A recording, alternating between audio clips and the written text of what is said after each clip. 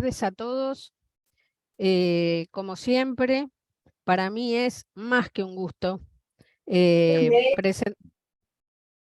presentar al doctor Mariano Jiménez, no solamente porque él es mi mentor y lo seguirá siendo, sino porque me asombra todas las cosas que tiene para mostrarnos, todo lo que tiene para mostrarnos, y nada que yo pueda decir alcanza para ver todas las cosas que él nos va a enseñar hoy.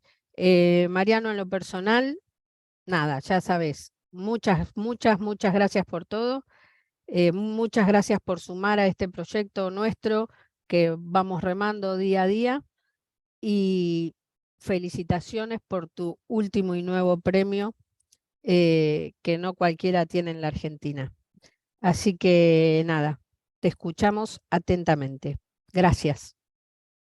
Bueno, muchas gracias, Andrea. Gracias por la invitación, Agus, Lean. Gracias por la invitación. Gracias por tus palabras, Andrea. Y bueno, si les parece, hablamos de pancreatitis aguda.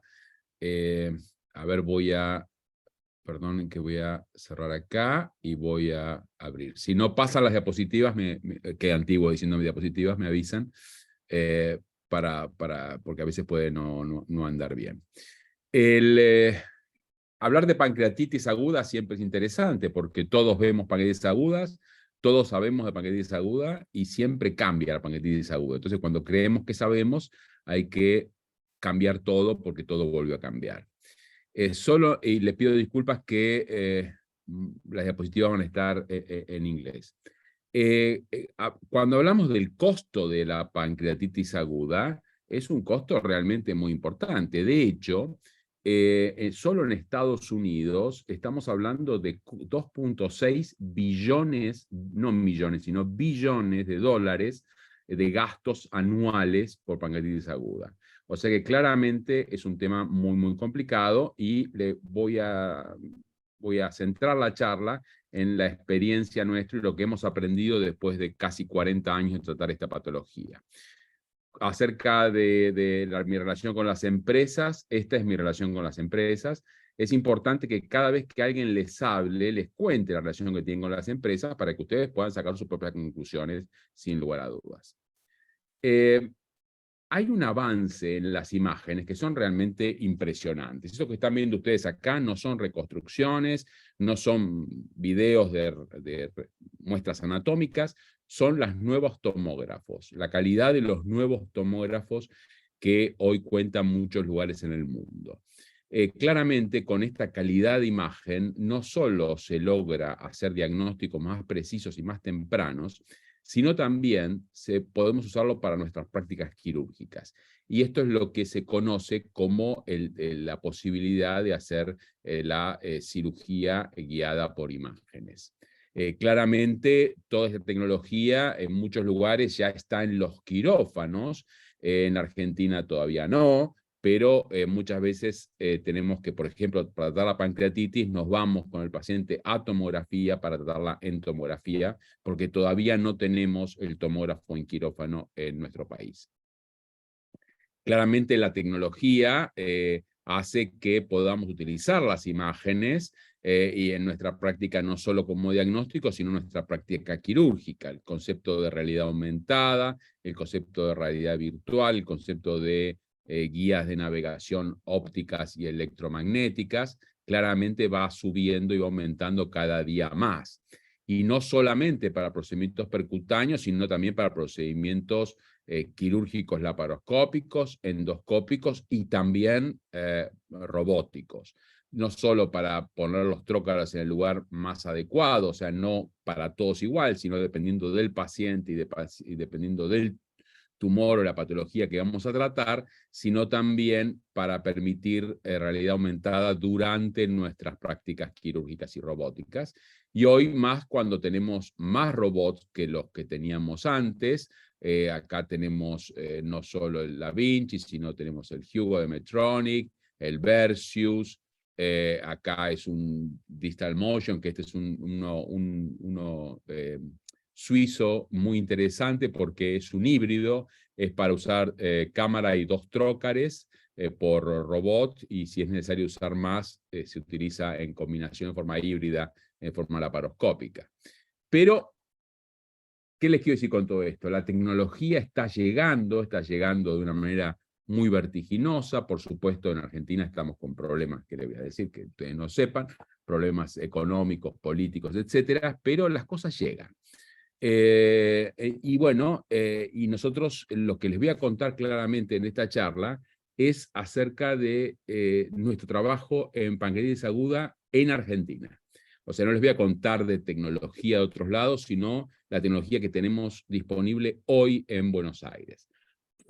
La primera lección que yo les diría que he aprendido en todos estos años de tratar pancreatitis aguda es que pusimos fuerza en cosas que ya sabíamos de antes. Primero, los factores pronósticos, cuando decimos factores pronósticos, es Ranson, los de tomografía, etcétera, no tienen ningún valor. O sea, la verdad no sirven absolutamente para nada y que no deben utilizarse. La segunda cosa es que... Gonzalo Novarro, si podés poner el mute, por favor, gracias. La clínica es mandatoria en la toma de decisiones, en todo, medicina, en todo cirugía, pero mucho más en pancreatitis aguda. Las imágenes iniciales no sirven, no dan utilidad. Recuerden que la pancreatitis aguda es un diagnóstico clínico y de laboratorio. Entonces, las imágenes no sirven para hacer un diagnóstico, solamente en el 5% de las oportunidades donde tenemos duda diagnóstica. Pero para el resto no hace falta, es más, da más confusión que utilidad para el diagnóstico.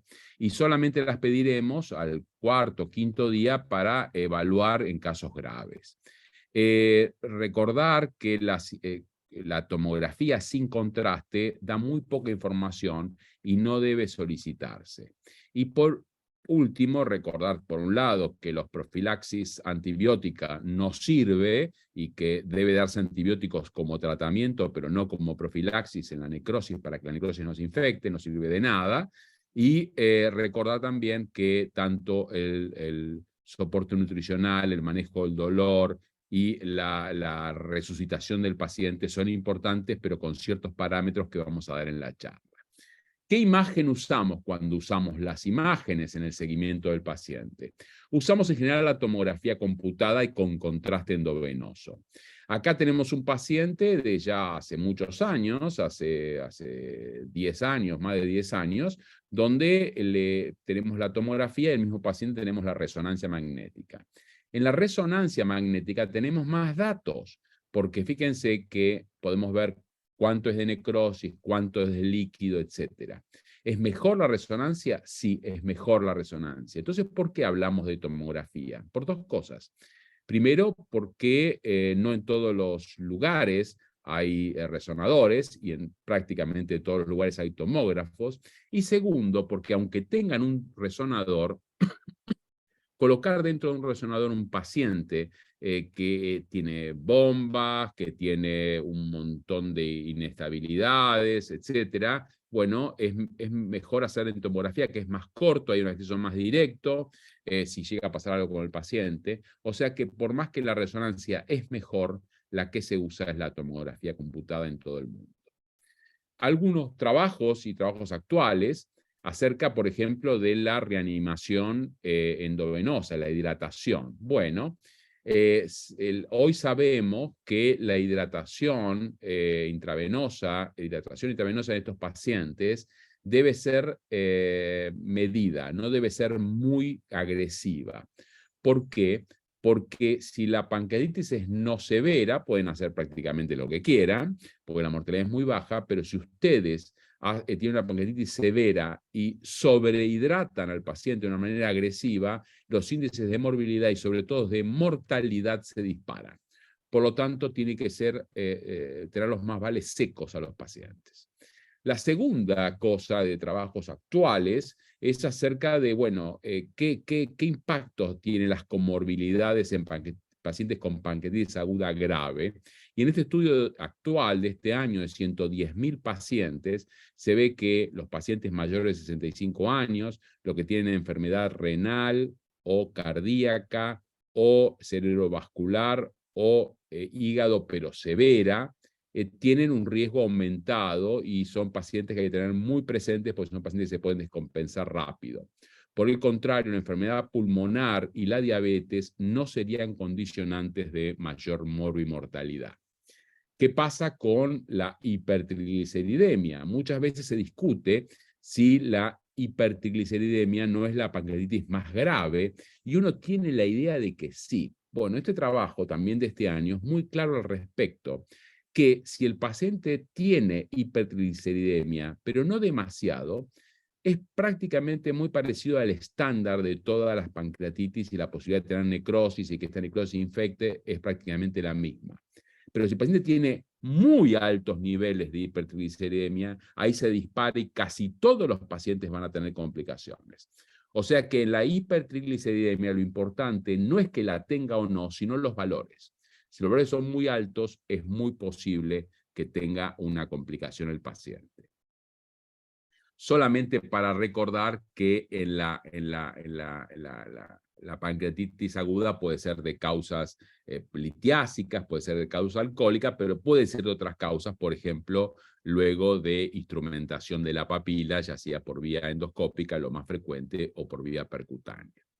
La segunda lección que hemos aprendido es acerca de que necesitamos una clasificación. En un libro que hemos publicado en la Sociedad Americana de Hígado, Biliar y Páncreas, que tiene un formato interesante, tomamos 180 capítulos, que fueron 180 preguntas, y le dimos a cada referente a nivel mundial que contestara una de esas preguntas, y le preguntamos a Michael Sarr, en ese momento jefe de la clínica Mayo en Estados Unidos, que nos dijera qué clasificación había que utilizar en pancreatitis, porque hay varias en la actualidad. Y aunque no lo crean, él dijo que la de él, bueno, eso, ya suponíamos que iba a decir eso, por eso le preguntamos a él, porque es el que tiene la clasificación que es la de Atlanta modificada o actualizada, que es la que más se utiliza, y que tiene dos componentes. Por un lado, divide a los tipos de pancreatitis aguda en dos. A los que tienen, es intersticial, o sea, más edematosa, y otra que es necrótica. Y dentro de la necrótica puede ser solo del parénquima pancreático, solo del tejido que está alrededor del páncreas, o una combinación de ambas. Y los grados de severidad, y esto es lo más importante en la clasificación, los divide en tres, en leve, moderada y grave, basándose en componentes locales y en componentes sistémicos, y cuando hablo de componentes sistémicos es de falla de órganos. Todas las pancreatitis, ya sea las edematosas o las necróticas, pueden tener complicaciones. Y estas complicaciones que nos van a interesar como cirujanos pueden ser o tempranas, dentro de las primeras 4 semanas de la enfermedad, o tardías después de las 4 semanas. Vamos a ver las edematosas, que van a ser homogéneas. ¿Y por qué van a ser homogéneas? Porque van a ser de edema, van a ser de líquido, no de algo mezcla entre líquido y sólido que sería la necrótica. En esta edematosa, las complicaciones tempranas es la colección fluida peripancreática aguda. Sería lo que algún viejo llama ascitis pancreática, que es mucho líquido en el abdomen y que este líquido en el abdomen tiene enzimas pancreáticas elevadas. En realidad sabemos que esto tiene un par de características. Primero, tienden a resolverse espontáneamente, tiende a resolverse solo este líquido, y en general tienden a no infectarse. Por lo tanto, ¿qué tratamiento es el mejor para la colección peripancreática aguda? Nada. Seguir al paciente y no tocarlo, no ir a drenarlo, menos ir a operarlo. Entonces usted puede decirme, pero Mariano, existe la posibilidad que el paciente tenga un síndrome compartimental. Y la respuesta es sí, es cierto. pero tiene dos características. Primero, un síndrome compartimental por pancreatitis aguda es una entidad rara, menos del 5%. O sea que puede darlo, sí, pero es raro. Por eso no hay que apurarse a decir, tiene mucho líquido, drenémoslo para que esté mejor. Y segundo, es que si lo van a tratar, hay que ir a drenarlo con catéteres y solamente dejar el abdomen abierto y contenido como una excepción. ¿Y por qué? Porque el abdomen abierto y contenido en esta entidad, en la pancreatitis edematosa con colección peripancreática aguda, tiene una mortalidad superior al 50%. Entonces, claramente hay que tratar de no hacerlo. Hay que tratar de no tocarlo y si es necesario, hay que drenarlo, pero dejar la cirugía solo para casos excepcionalísimos. Ahora, ¿qué pasa si esto no se resuelve, que la mayoría se resuelve solo, y queda después de la cuarta semana? Bueno, va a ser una colección de líquido sin necrosis o prácticamente sin necrosis y que va a ser lo que se denomina pseudoquiste pancreático. La diferencia es que en la clasificación pasada, pseudoquiste pancreático era casi un sinónimo de pancreatitis aguda y en la actualidad es una entidad rara, poco frecuente. Entonces es muy importante que tengamos presente que muchas de las cosas que hoy denominamos pseudoquiste pancreático no lo son. El pseudoquiste pancreático es una colección líquida, sin necrosis o prácticamente sin necrosis y con una pseudopared alrededor. Lo que más nos interesa como cirujanos es la parte de abajo, las complicaciones de la pancreatitis necrótica, que podríamos decir que son heterogéneas porque son una mezcla entre necrosis y líquido. Bueno, en ese contexto tenemos en las primeras 4 semanas la colección necrótica aguda. Estas colecciones necróticas agudas sabemos que tienen dos características que son apuestas a la anterior. Uno es que tienden a infectarse y cuando se infectan rápido en las primeras semanas y generalmente no tienden a resolverse. Y si no se resuelven, pueden ir después de la cuarta semana ya con una pseudopared definida en lo que se conoce con el nombre en inglés, Wall of Necrosis, porque el nombre en español necroma, etcétera, no define nada. Por lo tanto, todo el mundo utiliza, en todo el mundo, incluido en los países de habla hispana, el WON, como Wall of Necrosis, esta necrosis y líquido que puede estar pegada al páncreas o lejos del páncreas y que tiene necrosis y líquido en su interior. Esto generalmente requiere en tratamiento las colecciones necróticas agudas, si están infectadas o si comprimen la salida del tracto gástrico. En ese caso hay que drenarlas para que el paciente pueda comer. Hay que recordar que más del 50% de los pacientes que se les va a infectar la necrosis, se les va a infectar en las primeras 2 semanas. La mayoría, el pico, es al día 8-14. Entonces, pero hay incluso infecciones a partir del día 6-7, realmente infecciones muy tempranas. Esto hay que tenerlo bien presente. Después, hay que recordar que si bien el tratamiento hoy del step-up approach, o sea, de tratarlo en pasos, es primero drenaje y antibióticos en caso de que sea infección, y después seguir al paciente y necrosectomía solo si es necesario, hoy sabemos que podría empezarse con un primer paso del step-up approach con antibioticoterapia, confirmando la infección, y después dejar el drenaje si esa antibioticoterapia no funciona. Esto es un tema interesante. El primer trabajo randomizado fue del 2021, que es este que están viendo ustedes acá, donde los resultados realmente fueron muy parecidos en los dos grupos, pero yo les diría que por las características que tenemos en Argentina, nuestro sistema de salud, etcétera, posiblemente un drenaje antibiótico inicial sea más seguro para el paciente que una punción bacteriológica, empezar con el antibiótico, etcétera. Por lo tanto, si bien esto tiene la fuerza de un trabajo prospectivo randomizado y más publicado en el New England Journal of Medicine por el grupo de Besselink en Holanda, que es un grupo muy fuerte en todo lo que es pancreatitis aguda y páncreas, en la actualidad se sigue todavía utilizando drenaje más antibioticoterapia, más que antibioticoterapia sola. La lección número 4 que aprendimos, y acá está el doctor Finger, que sé que está por ahí escuchando, es el drenaje percutáneo, si es necesario. Y si hay que hacer el drenaje percutáneo, hay que hacerlo por tomografía computada. En general, no hay que hacerlo por ecografía. ¿Y por qué? Porque como ustedes están viendo acá, son colecciones profundas y a veces no tan grandes.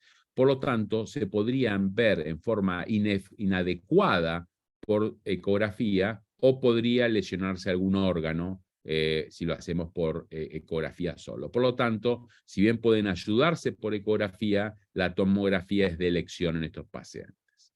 La lección número 5 es que los primeros drenajes nosotros lo hacemos a través del estómago y del lateral izquierdo.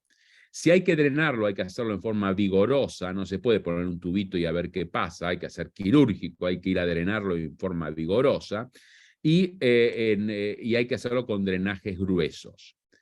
¿Por qué transgástrico? ¿Por qué el primer drenaje insistimos tanto que hay que hacerlo transgástrico?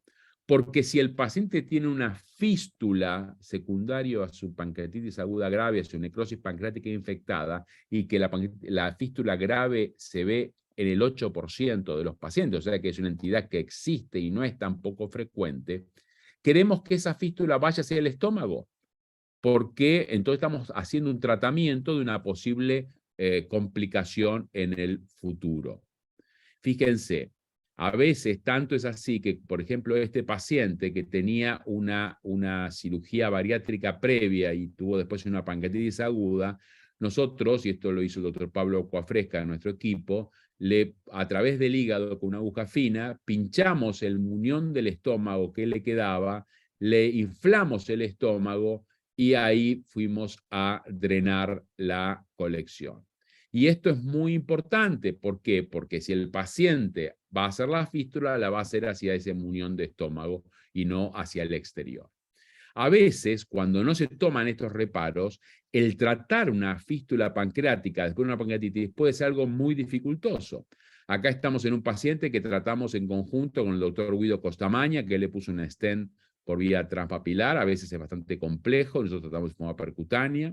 O este paciente que tratamos en Buenos Aires, donde pasó lo mismo, pero tenía una fístula muy importante porque no se hizo el drenaje transgástrico en su momento, se hizo quirúrgico, y lo que hicimos es, por el trayecto, nos metimos dentro del estómago y en vez de hacer una gastroquisto, porque no existía, hicimos una fístulo-gastro percutánea. Estos son realmente procedimientos muy complejos y que se evitan si uno toma el recaudo hacia el drenaje transgástrico en forma sistemática. ¿Por qué le ponemos un segundo tubo? A veces ponemos 4, 5, 10, 12. ¿Por qué ponemos un segundo tubo lateral? Porque si tenemos que ir a hacer la necrosectomía, menos del 30% de las veces, sabemos que es mucho mejor hacerlo por vía lateral porque es más fácil, porque estamos atravesando el cuerpo y cola y hasta el cuello del páncreas. Les dije que si había que hacer el drenaje era necesario hacerlo vigoroso. Y fíjense, le ponemos, como ustedes están viendo acá, múltiples drenajes. No somos tímidos a la hora de hacer un drenaje. Uno tiene que estar seguro que hay que hacer drenaje y redrenaje y que no queden zonas sin drenar o subtratadas en pancreatitis aguda. Y si tenemos que atravesar el hígado, atravesamos el hígado izquierdo, atravesamos el hígado derecho, atravesamos el estómago, atravesamos el duodeno. Lo que no hay que atravesar es el intestino delgado y sobre todo no hay que atravesar el colon, por supuesto. Pero todo lo demás se puede atravesar sin mayores inconvenientes. No el riñón y hay que tratar de mantener la fascia perirrenal para que no se infecte. ¿Cómo hay que hacer el drenaje? Como les dije, hay que hacerlo en forma vigorosa. El grupo de Besseling no lo llama vigoroso, lo llama proactivo, pero en el fondo es lo mismo. Y fíjense que cuando ellos compararon en una serie muy interesante el drenaje proactivo vigoroso versus el drenaje estándar, vieron que la cantidad de necrosectomías bajó del 50% a menos del 30%. Y lo que es más importante, La falla multiorgánica, que es lo que va a llevar al paciente potencialmente a la muerte, bajó del 30 al 10%. Entonces, por estos dos factores, para disminuir la necesidad de necrosectomía y para evitar una falla de órganos, el drenaje proactivo o vigoroso es mandatorio.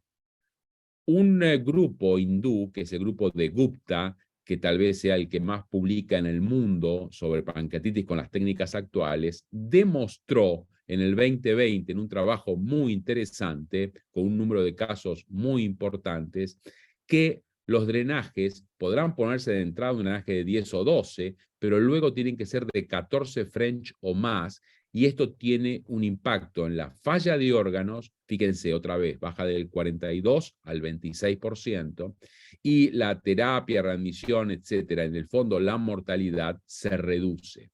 Por lo tanto, los drenajes tienen que ser múltiples y de calibre importante. La lección número 6 que hemos aprendido es que hay que drenar y redrenar al paciente, seguir al paciente, estar atrás y hacerle nuevas tomografías y chequear, etcétera. Y que hay que lavar los catéteres y la necrosis y que hay que monitorear día a día a los pacientes. Acá vemos centralmente un paciente que ya hacíamos esta técnica hace más de 15 años, de drenaje, lavados, etcétera, y en la periferia el doctor D'Agostino de Estados Unidos haciendo exactamente lo mismo, para que vean que esto es una técnica que se hace a nivel mundial. Hasta que, ¿cuánto lavamos? Hasta que pasa esto, hasta que cuando lo que ponemos y sale está limpio. Si ponemos y se queda adentro, paramos, algo está mal, y si ponemos y sigue saliendo turbio, significa que hay que seguir lavando. Esto lo hacemos una o dos o hasta 3 veces por día. Para los pacientes más complejos, y esto es otro trabajo de Gupta, este hindú que yo les decía que tiene, indio que les dije que tiene mucha experiencia en esto, nos mostró que lavar con streptoquinasa es mejor que lavar con solución salina, porque hace el procedimiento más rápido, destruye más la necrosis, tiene menor mortalidad, menor sepsis consecutiva, o sea, claramente tiene mucha mejor ventaja. El tema es que usar streptoquinasa a veces es un poco caro en nuestro medio. La lección número 7 es que la necrosectomía de la necrosis pancreática infectada hoy es la excepción y no es la regla. Fíjense, la serie de Bessel, 28%, nuestra serie 30%, la de Gupta el 20%. O sea que por lo menos el 70% de la necrosis pancreática infectada se cura solo con drenaje y antibióticos. O sea que la necrosectomía infectada, centroabdominal, etcétera, no tiene ningún sentido hacerla si el paciente está evolucionando bien. Se cura el paciente en más del 70% de las veces sin necesidad de removerla. Esto es contraintuitivo. Esto es al revés de lo que nuestra cabeza de cirujanos entiende. Nosotros decimos, hay un tejido muerto, infectado en la mitad del abdomen. ¿Hay que sacarlo? Bueno, sabemos que no. Sabemos hoy que si dejamos que el antibiótico, el drenaje, los lavados, etcétera, hacen su trabajo, los pacientes se curan sin hacer necrosectomía. Y esto no es algo nuevo, fíjense. En el 2002, estoy hablando de la prehistoria, estoy hablando de hace más de 20 años, nosotros ya publicábamos que si teníamos que hacer la necrosectomía, había que hacerla videoasistida. Y hace más de 10 años publicamos nuestra experiencia, que a su vez era de 6 años atrás, donde decíamos que la necrosis pancreática infectada no había que resecarla. Entonces, ¿qué le quiero decir con esto? Es que no le estoy contando cosas que leí ayer y empezamos a hacer, sino le estoy contando cosas que hicimos, que hacemos y que fuimos trabajando hace muchos años y fuimos evolucionando a primer nivel mundial desde Argentina. Lección número 8. Si hay que seguir al paciente. Si el paciente tiene síntomas, hay que hacerle tomografía y hay que drenarlo, y a veces hay que redrenarlo, y a veces hay que volverlo a drenar, pero cuidado. Si en un momento vemos que está todo bien drenado y el paciente sigue con sintomatología de infección y está bien drenado, y lo hemos lavado y está bien drenado, esos son los pacientes que hay que saltar al escalón siguiente y hacer la necrosectomía videoasistida. ¿Y cómo se hace la necrosectomía? Esta es la lección número 9. se hace de dos maneras, o por ecoendoscopía a través del estómago o duodeno, o utilizando el mismo catéter que tiene el paciente, dilatando el trayecto, no pasando por al lado ni por la laparoscopía, no. Dilatando el trayecto, nosotros le ponemos un stent de esófago totalmente recubierto con plástico metálico expandible que después sacamos para entrar más fácil, pero claro, aumenta el costo, pero es mucho más, técnicamente es más fácil, y hacemos la necrosectomía siempre bajo visión directa. Ahora, la respuesta es, ¿por qué no hacer la laparoscopía abdominal? Pues si hacemos la laparoscopía abdominal, ustedes están infectando terrenos que no están infectados y pueden que no lleguen a la zona. En cambio, con el drenaje, fíjense que usando vía endoscópica o percutánea, ustedes van exactamente a la región que tienen que ir a tratar. Fíjense esto que es interesante. Al paciente este paciente tenía como 12 catéteres. Vimos en la tomografía que el catéter número 1 era el que estaba mejor ubicado para la zona de la necrosis que teníamos que ir a hacer la necrosectomía. Entonces, lo que hicimos fue reemplazar ese catéter con un alambre y le pusimos, fíjense a la derecha, en 1 con este stent que abre casi hasta 2 centímetros. Entonces, a través de él podemos poner o un endoscopio o un laparoscopio y bajo visión directa ir a hacer la necrosectomía en una o varias sesiones. ¿Por qué preferimos endoscopía y no laparoscopía?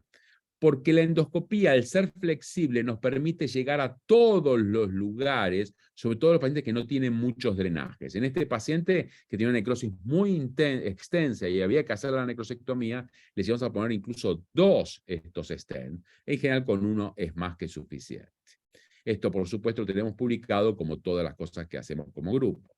Fíjense que en el seguimiento de estos pacientes, acá ven ustedes la línea media, el drenaje transgástrico, ese que dejamos para la fístula, y el lateral izquierdo, la cicatriz de la necrosectomía y del stent, etc.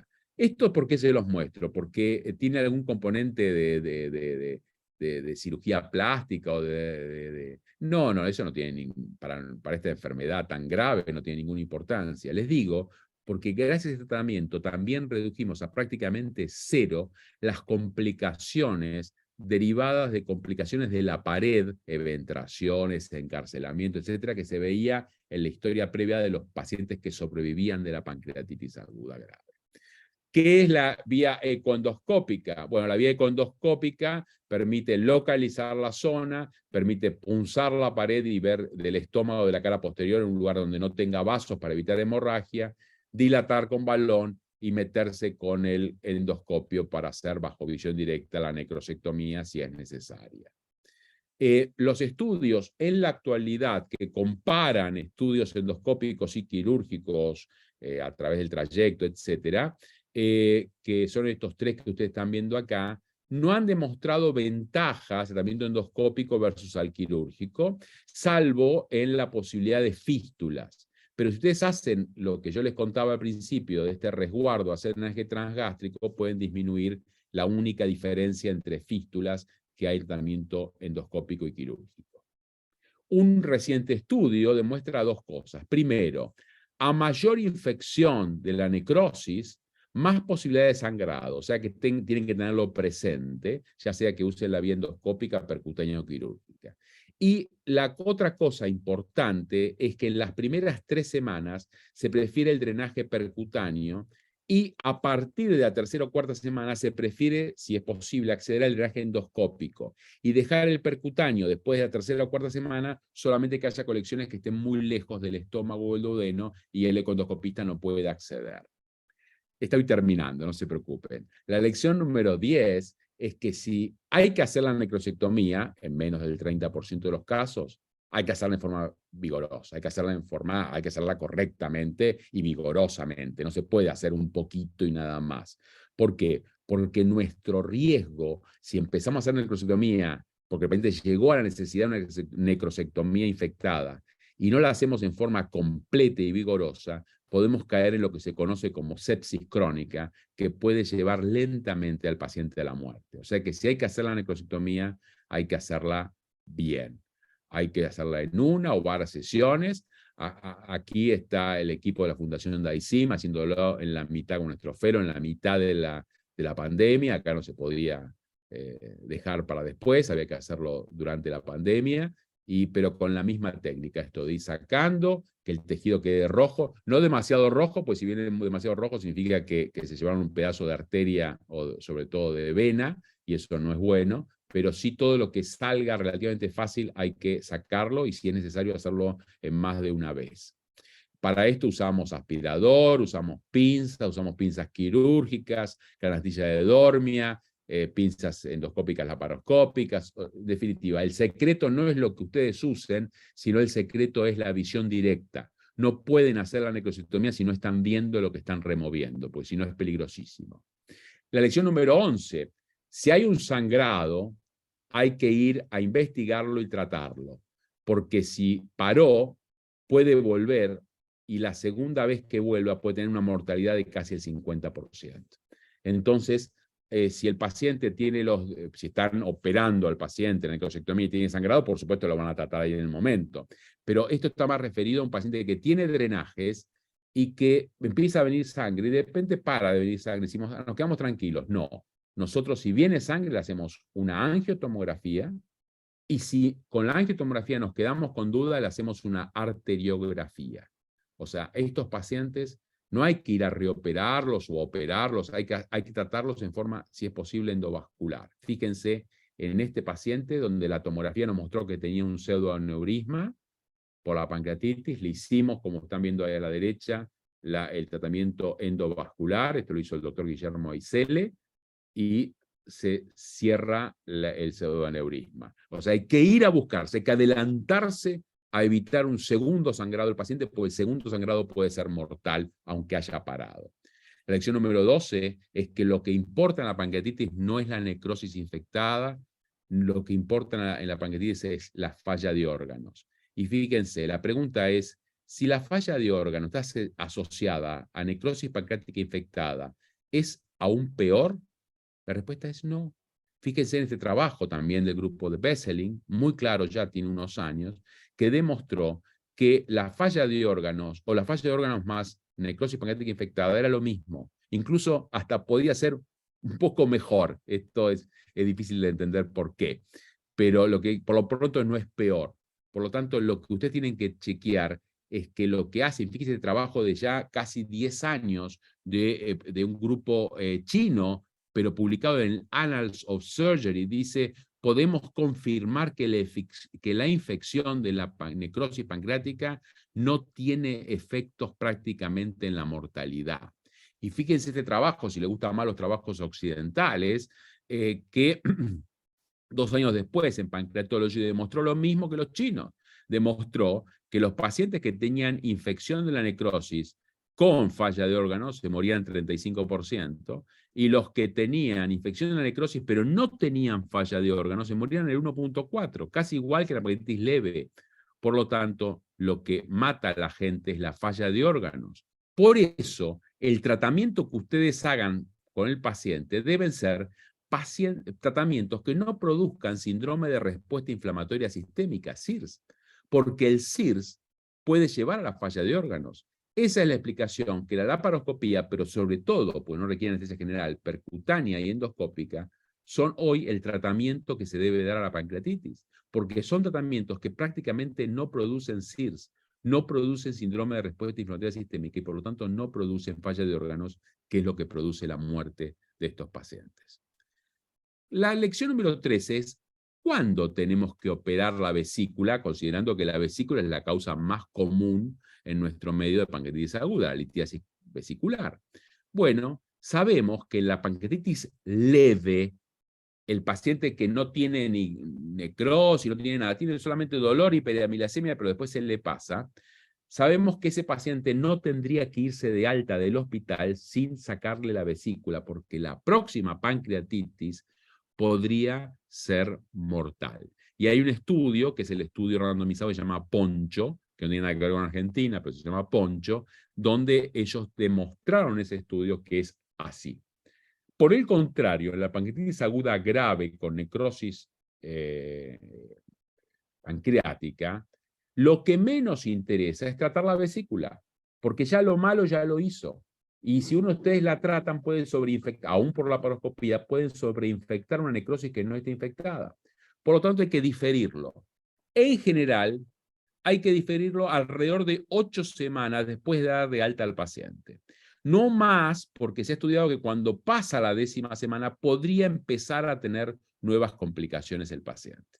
Entonces, hay que, después de que terminaron con todo, alrededor de las 2 meses es el mejor momento para tratarle y sacarle la vesícula al paciente.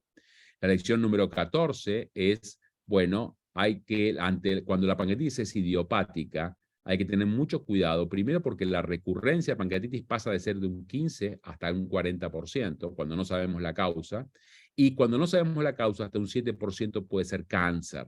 Por lo tanto, ante una pancreatitis cuya causa no conocemos, hay que investigarla en forma muy profunda, con resonancia, con ecoendoscopía, etcétera, y hay que seguir al paciente en el post una vez que recupera, porque podemos tener complicaciones muy severas o la muerte.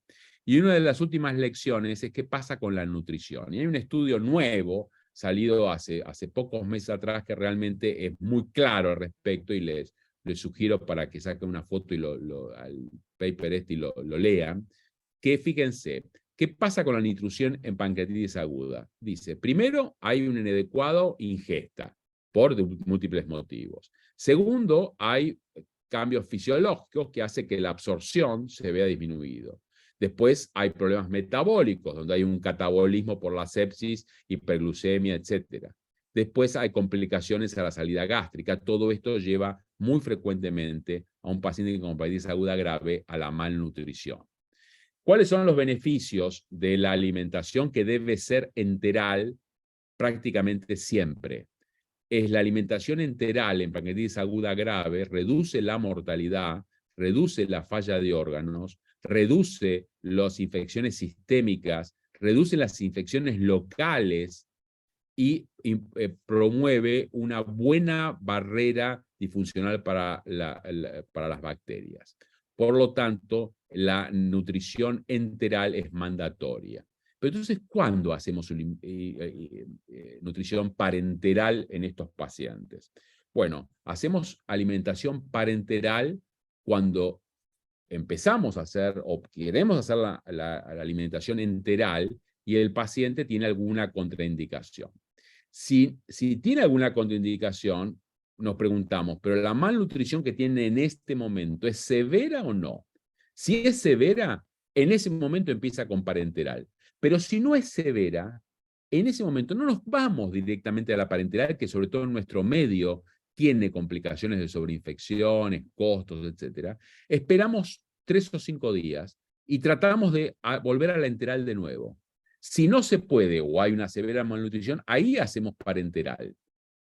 Pero recordar que prácticamente diariamente tenemos que pensar cuándo podemos irnos de la parenteral para volver a la enteral o empezar la enteral lo antes posible. Y recordar que hay que hacer alimentación enteral, pero si la alimentación enteral, ya sea por ingesta directa o por sonda nasogástrica, pues ni siquiera hace falta pasar el gatillo duodenal, se puede hacer nasogástrica sin problema, pero si el requerimiento que le estamos dando de energía es menor al 60%, va a haber que complementarla con alimentación parenteral y tratar rápidamente de sacarla. O sea que la alimentación parenteral no hay que decir no, hay que tratar de usarla solamente cuando es necesario y por el menor tiempo posible, aunque se peleen con los nutricionistas amigos. La última lección, tal vez la más importante de todos, que como todo en la medicina actual, pero principalmente en la pancreatitis, es el trabajo en equipo. Es totalmente imposible tratar una pancreatitis aguda grave uno solo. Hay que hacerlo en equipo.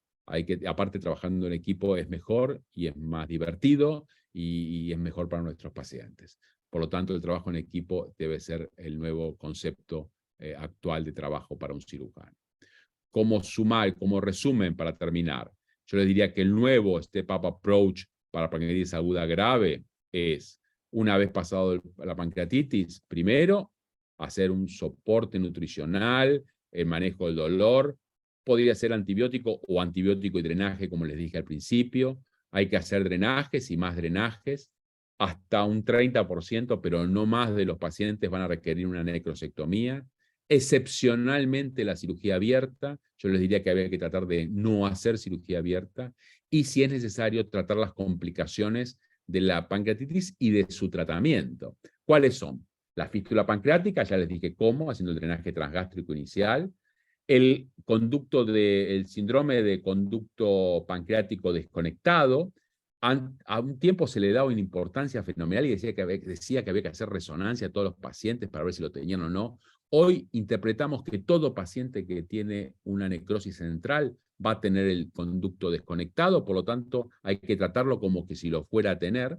Es importante que el stent transpapilar del Wilson, que no solamente es difícil de poner, no es totalmente útil en el síndrome de conducto desconectado, por lo tanto hay que tenerlo presente. Recordar que la insuficiencia exócrina y endócrina puede darse, pero es mucho menos frecuente cuando se tratan procedimientos mini-invasivos que cuando se hacían procedimientos resectivos quirúrgicos. El pseudoneurisma ya les conté acerca de que hay que ir a buscarlo y tratarlo, no que nos sorprenda, porque cuando nos sorprende se puede morir el paciente. Y por último, la trombosis venosa. Cuando la trombosis venosa producida por la necrosis pancreática infectada es de la vena esplénica, ¿qué es lo que hay que hacer? Nada. Ni siquiera hay que darle anticoagulantes. Por el contrario, si está muy cerca o involucra la porta, ahí la cosa cambia totalmente y hay que, por lo pronto, anticoagular al paciente y seguir muy de cerca porque puede tener complicaciones importantes. Cuanto más cerca del manejo clínico estén, mejor van a andar los pacientes. Cuando más cerca del manejo abierto, más peligroso va a ser, peor van a andar, mayor mortalidad y mayor tasa de complicaciones. Bueno, nada más. Muchas gracias. Si quieren, charlamos ahora, preguntas, comentarios, pancreatitis, la pancreatitis no grave, leve, etc. Nada más. Gracias. Bueno. Hablé mucho, Andrea, perdóname. No. Primero, te cuento que tenemos más del doble de las personas que tenemos habitualmente. Eso significa que lamentablemente para vos te vamos a llamar varias veces más porque la gente te quiere escuchar y creo que es un buen espacio para los residentes que te escuchen. Hay mucho para decir y nada, para nosotros es un gusto tenerte con nosotros acá. En realidad lo que quiero decir son un par de preguntas y una aclaración. El tema de la prehistoria es un tema que lo podemos manejar en otros términos porque yo estaba en ese trabajo y lejos estoy de la prehistoria cuando comenzaste a hacer los lavados de las necrosis. Así que sí, pasó hace un tiempo respetable, pero muy lejos de la prehistoria. Recuerdo cuando nos hacías lavar los pacientes, yo era la de los que los lavaba, y lavábamos y lavábamos y lavábamos, y vos insistías, y pongamos más, y nos querían echar de todos los sanatorios, pero finalmente demostraste que tenías razón, y eso está muy bueno. Lo que creo es que lo que dijiste hace un rato es cómo es posible de los pacientes con una necrosis infectada. En realidad, el trabajo es, con los antibióticos y los lavados, sacarle la infección. Y lo que te queda no estaría infectado y por eso los pacientes, en definitiva, el 70% no requiere ningún otro tratamiento. Porque si esa necrosis no estuviera infectada, vos no estarías haciendo lo que haces. Claro, tal cual. Bueno, de hecho... Nadie pretende sacar, digamos, lo primero que decíamos era, por los catéteres no sale la necrosis, después aprendimos a sacar la necrosis, pero en definitiva, lo que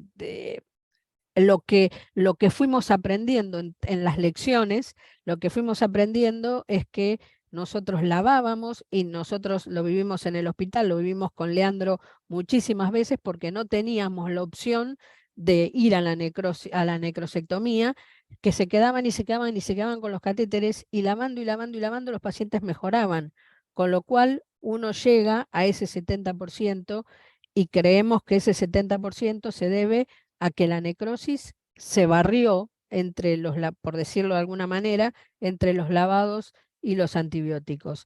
Y me parece que eso no es menor, porque el 70% es muchísimo.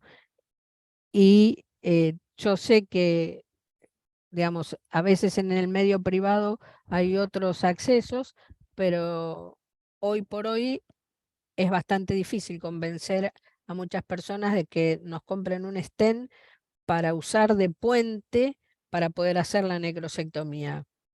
Y mi pregunta acá es, ¿por qué no un Pilleway y por qué no un colangioscopio? ¿Por qué no lo que hacíamos antes, cuando solo teníamos el de los urólogos que nos prestaban y era finito, digamos, a veces, vos lo decías en tus charlas al principio, la imaginación es más importante que el conocimiento.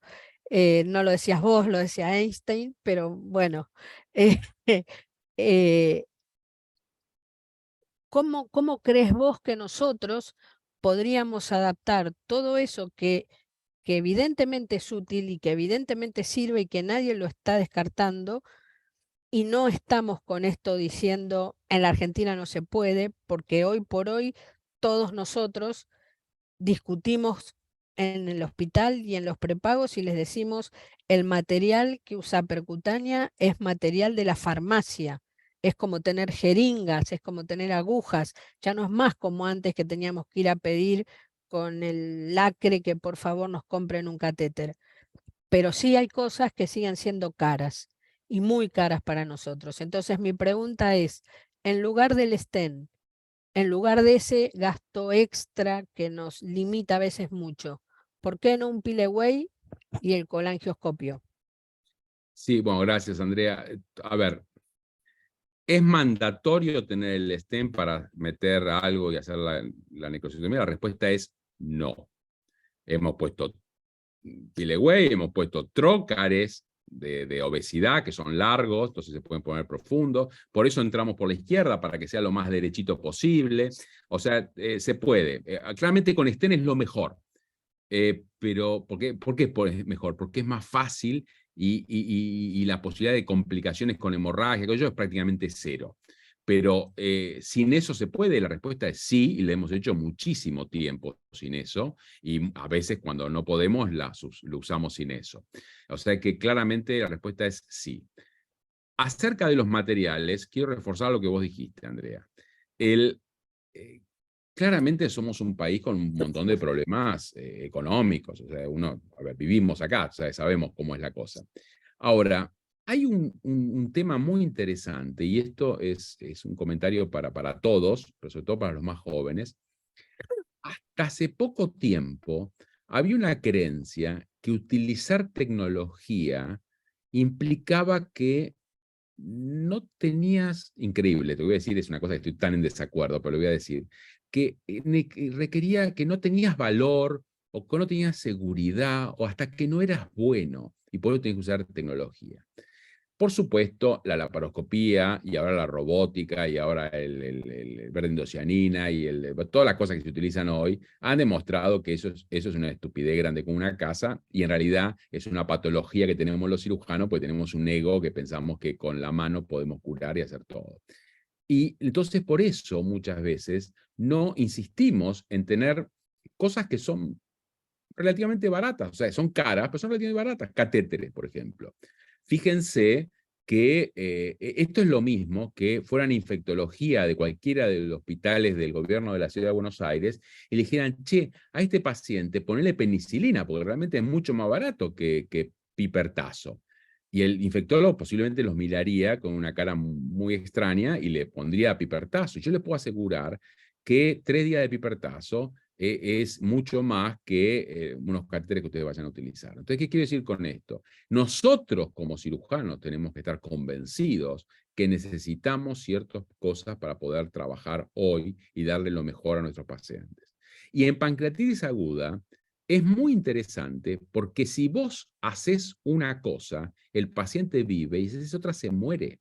Entonces, claramente, no es un tema de a mí me gusta hacer esto. No, no, a mí también me gustan muchas cosas, pero no las tengo que usar porque están mal. Bueno, esto es lo mismo. O sea, yo tengo que usar y hacer las cosas que sean lo mejor para nuestros pacientes. Y hoy, en la ciudad de Buenos Aires, a pesar de los problemas que hay en la ciudad de Buenos Aires o hay en el país y en la región, se puede hacer y se puede tratar. De hecho, repito, el 100% de los pacientes que les mostré fueron pacientes hechos en Capital Federal. Perdón, acá preguntan sobre qué pasa si la colección hay que drenarla en la cabeza del páncreas.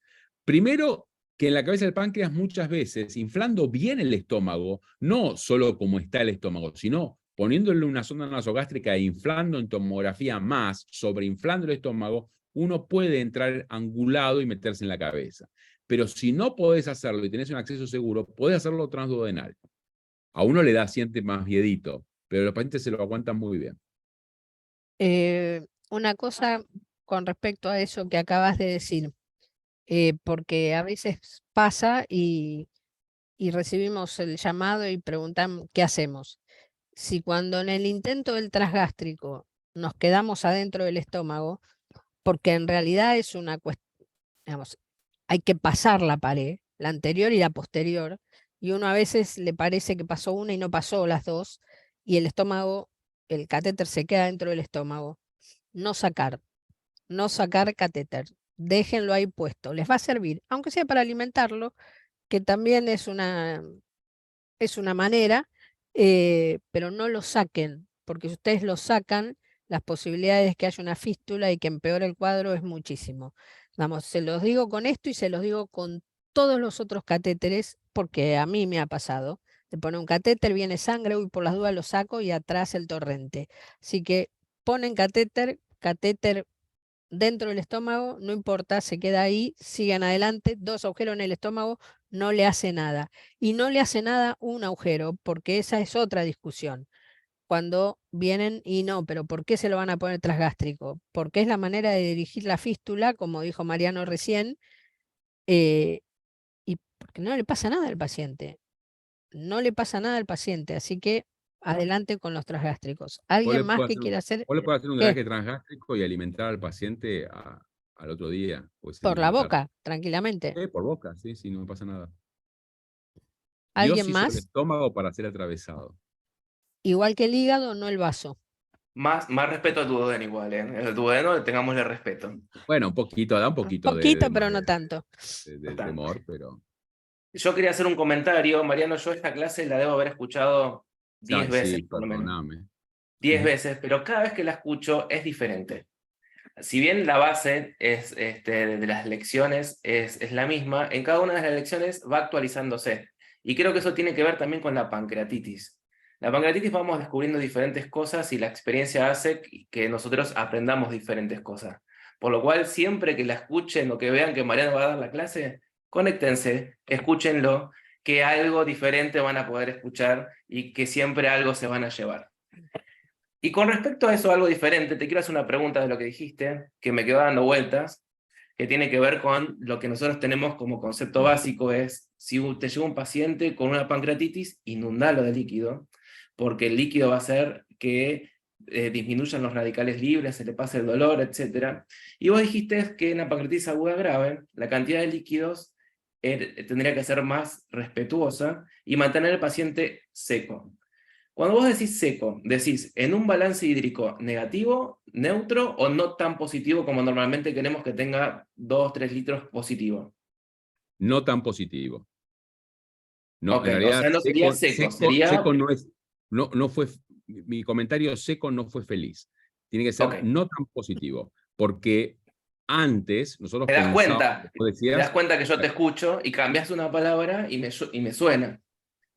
No es la clase que yo tenía en mente.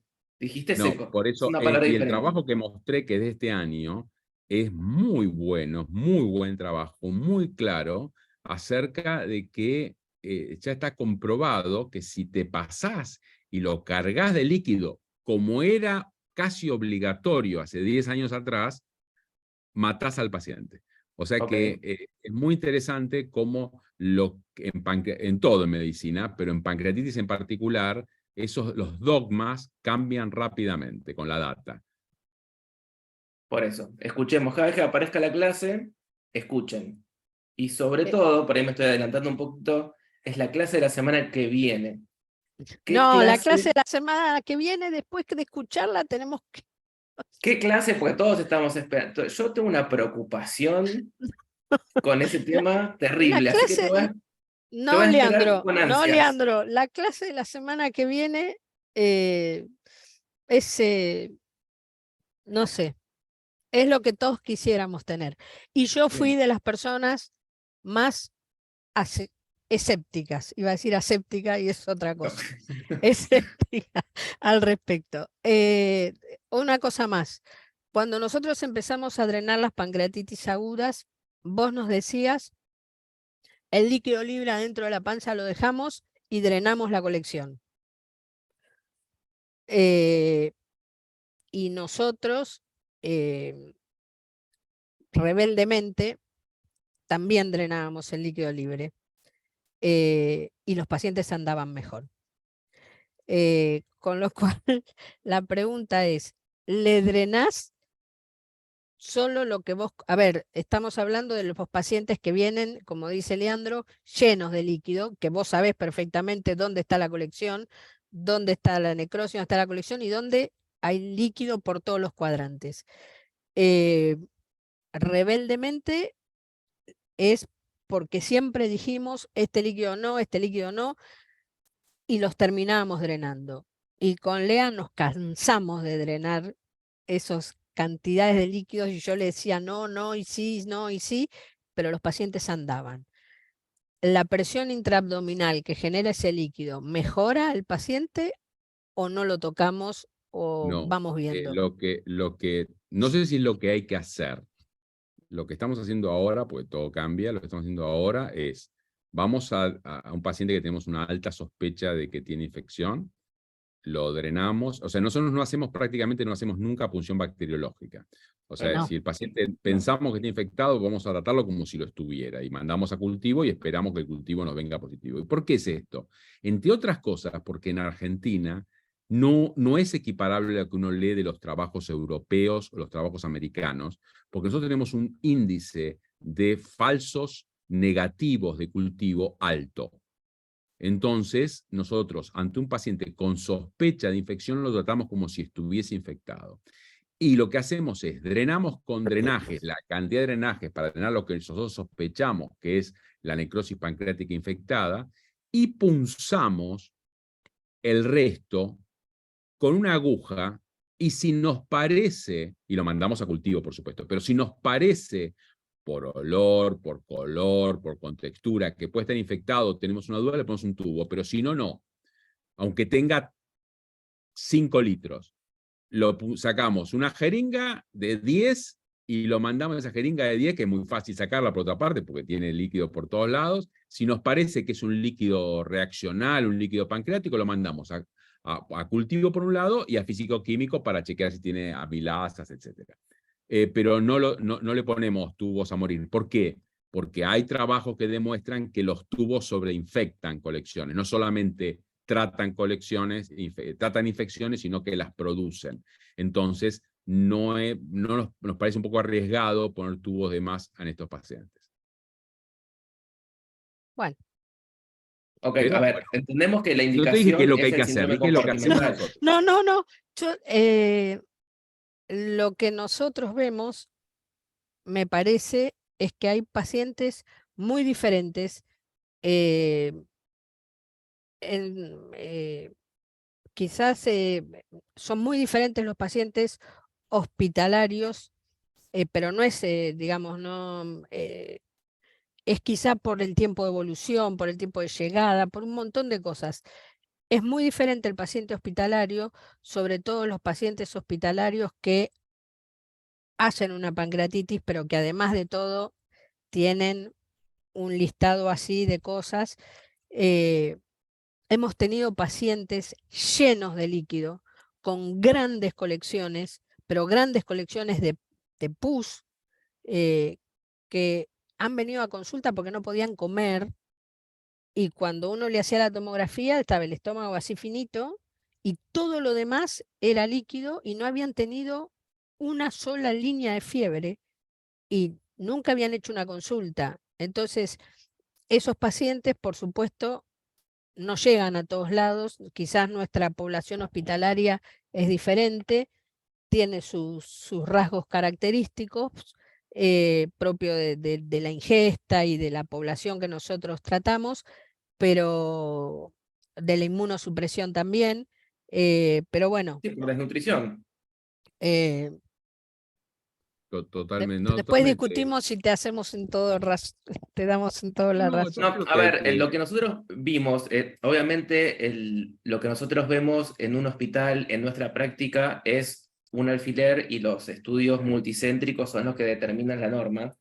Pero si bien nosotros sabemos que el drenaje del líquido acítico es solamente en el síndrome compartimental, le mejora mucho lo que es la alimentación y el tránsito intestinal. Por ahí son pacientes que pueden comer por boca, y por ahí no tenemos acceso a la alimentación parenteral, o asimismo la enteral les genera dificultad, vómitos, disminución del tránsito, la presencia de líquido que es irritativo.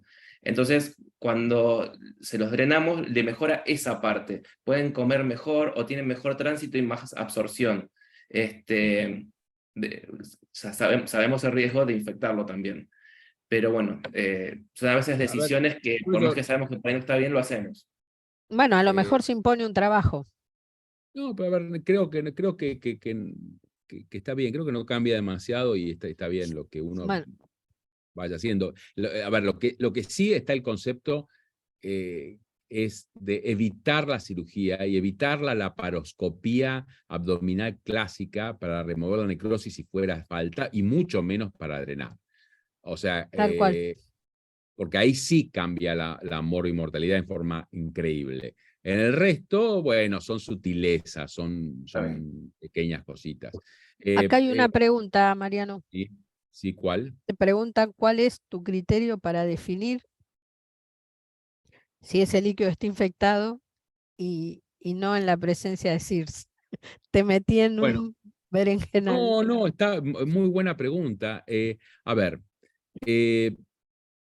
la presencia, un paciente que estaba evolucionando bien, que estaba en la segunda semana, y empezando la segunda semana o en la mitad de la segunda semana, está evolucionando bien, había pasado de su shock inicial, se estaba recuperando, etcétera, y de repente empieza con algún tipo de SIRS. Que uno dice, bueno, pero entonces me dirías entonces Apache o Marshall. Bueno, en realidad algo no pronóstico, sino para ver que no está igual que ayer, sino que está peor, digamos, está más taquicárdico, tuvo un poco de fiebre. Entonces, ahí ese paciente hago una señal de alarma y hago una tomografía. Como nada es automático y eso tarda un poco de tiempo, veo con esas horas o de un día para el otro cómo fue evolucionando. Si el paciente sigue desmejorando, sigue taquicárdico, etcétera, o está teniendo un SIRS, no espero que haga la falla de órgano, no espero hacer una bacteriología y la bacteriología me dé positiva. Ese paciente, si tiene una colección drenable y tuvo este cambio de comienzo de SIRS, a ese paciente lo opero, lo dreno. Si lo dreno, ¿puede pasar de que esté drenando un paciente que no lo ameritaba? Sí, pero en la práctica, prácticamente, no digo todos, pero la inmensa mayoría de los pacientes se ven beneficiados. Por lo tanto, esos son los pacientes que ahora están diciendo que sería interesante que le dieras antibiótico con una punción bacteriológica antes de empezar antibiótico, pero le empieces a dar antibióticos generales y en todo caso lo corrijas con la bacteriología, y recién, si no mejora en 24 o 48 horas, le agregás el drenaje. Pero yo les diría que en nuestro medio eso todavía no es recomendable. Bueno, ¿hay alguien que quiera abrir su micrófono y decir algo o que quiera hacer alguna otra pregunta? Hola, ¿qué tal? Buenas tardes. Sí, a mí se me ha generado una duda durante la charla. Si durante el procedimiento de la necrosectomía tenemos alguna complicación como un sangrado activo, arterial, si es bueno tener a mano, digamos, un hemodinamista o cómo resolverlo en ese tipo de complicaciones. Bien, no, el hemodinamista es muy útil para el sangrado entre los procedimientos que vos les hagas, cuando ya tienen los drenajes y todo, o si tuviste que, no pudiste, que ahora te voy a decir, resolverlo en el momento y tuviste que hacer algún taponaje, entonces, bueno, que a ver si te lo puede resolver. Pero en general, los sangrados que vos tenés durante un procedimiento, en la necrosectomía, es porque hubo algún grado de lesión en alguna ramita, sobre todo venosa, más que arterial.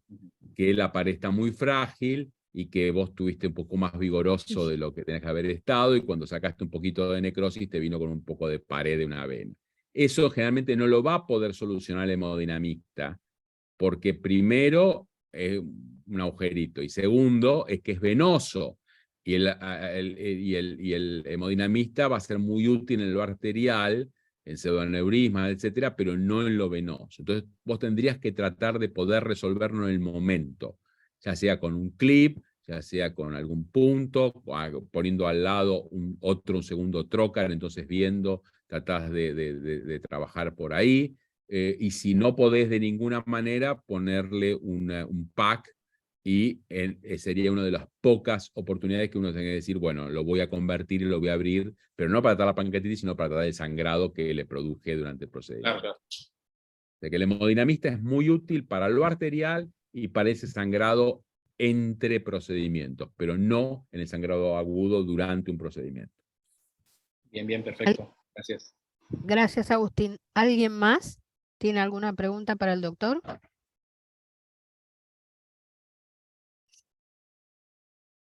Bueno, Mariano, nada, redunda decirte cosas. Te esperamos la semana que viene y te vamos a seguir llamando, aunque estés en Estrasburgo. Este es un horario que tampoco te hace mucha mella allá, solo unas horitas de sueño, pero nada, queremos saber de Buenos Aires, o sea que viabilidad. cero Bueno, problema. por eso, pero no sé si soy yo, pero creo que todos queremos saber algunas cosas más, que no son solo de pancreatitis, y coincido con Leandro, que yo cada vez que escucho esta clase y veo la primera estrellita, digo, bueno, arrancamos con la primera lección aprendida, y tiene una frase que yo no había leído en la anterior. Digamos, viene la lección 1 y esto y esto y esto y otro, y aparece una y digo, uy, esta no la tenía. Así que lo que dijo Leandro es muy cierto y se los recomiendo a todos. Cuando ustedes lo vean, para hablar de pancreatitis, para hablar de lesión, para hablar de lo que ustedes crean que quieren escuchar de él, mírenlo, porque siempre tiene un hitazo nuevo. Es como Harry Styles. Bueno, nada. Ya no tengo ni idea de qué dijo, pero no importa. No Pero importa. bueno, Sí, porque son muy jóvenes, no como nosotros. Bueno, nada, Mariano, muchas gracias. Gracias por acompañarnos a todos. Nos vemos el lunes próximo a la misma hora por el mismo canal. Y nada, sos un grosso como siempre. Gracias por la buena voluntad y las ganas. Chau chao a a todos. todos, muchísimas gracias. Chao, Gracias, gracias. Andrea.